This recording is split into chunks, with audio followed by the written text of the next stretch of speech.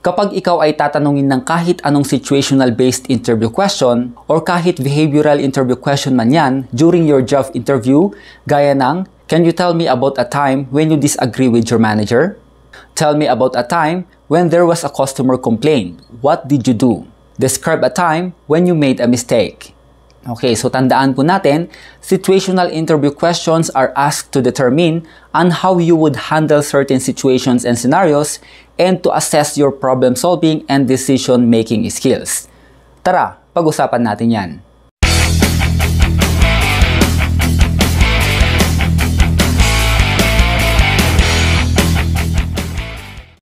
Hello dear applicants, welcome to another series of Usapang Trabaho.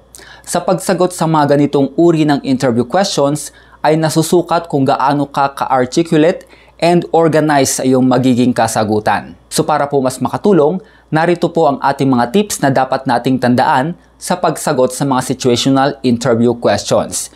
Pero bago yan, kung sa tingin mo ay very helpful para sa iyo ang topic natin for today, paki-like ang video ito at pa-subscribe na din kung ikaw ay hindi pa nakapag-subscribe. In that way, mas magkakaroon po ako ng motivation to make more videos na related sa mga ganitong topic. Mas gaganahan pa po akong gumawa ng mga videos na kagaya nito. Okay, so narito na po ang ating mga tips. Tip number 1, the STAR method. Sa pamamagitan ng paggamit ng STAR method, malalaman ng interviewer mo kung gaano ka ka-organize sa pagsagot pa lang ng kanyang mga katanungan. Ano nga ba ang STAR method?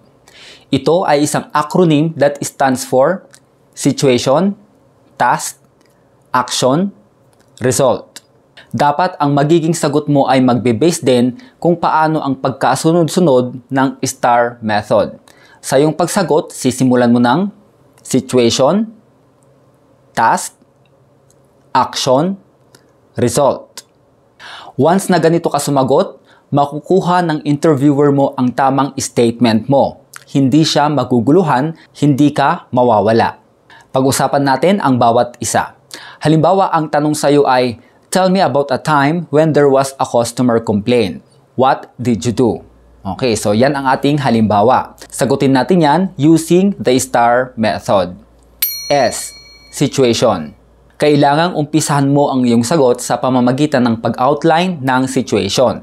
Sabihin mo, noong nasa previous company pa po ako, nag-raise po ng complaint ang isa sa mga customers namin. Next, task. Kailangang magsabi ka ng task na kailangang gawin. Sabihin mo, sa oras na yon ay kailangang may mag-approach sa kanya at alamin ang kanyang concern. At dahil isa din po sa aking task is to serve and satisfy the needs of our customers at ako lang po ang nasa dining area. Yon ang ating task. Next, A. Action. Ano ang ginawa mo about that situation? Sabihin mo, since ako lang po ang naka-duty at wala pa po yung aming manager, kailangan po ng immediate action, ako na po ang lumapit sa customer para alamin ang kanyang concern, para hindi na po lumala ang kanyang galit. Doon ko po nalaman na mali pala ang na-serve na food sa kanya at natatagalan daw po sa aming service. So ang ginawa ko po, humingi na lang po ako ng paumanhin at humingi po ako ng pahintulot para kunin ang food na na-serve sa kanya para palitan at ako na rin po mismo ang pumunta sa kitchen para palitan ang nasabing pagkain at para mas mabilis na rin ang pag-serve sa kanya. Then, result.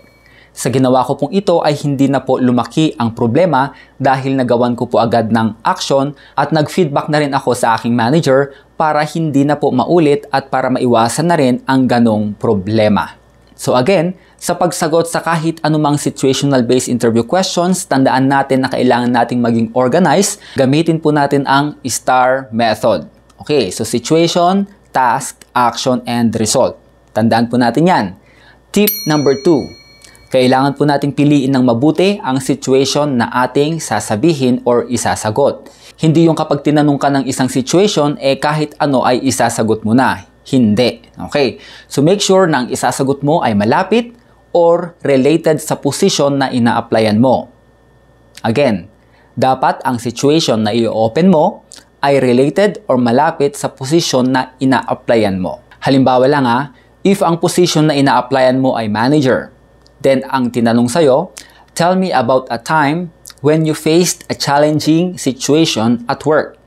dapat ang isasagot mo or yung i-open mo na situation ay related sa ina-applyan mong posisyon, which is manager. So, review po tayo. 2 tips para masagot ng tama ang iba't ibang situational interview questions.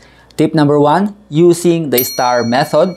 Tip number 2, piliin ng tama ang situation na isasagot, dapat malapit or related sa position na ina-applyan mo. So, sana po ay nakatulong ang ating video for today para po sa mga kaibigan natin dyan na sasabak pa lang sa job interview.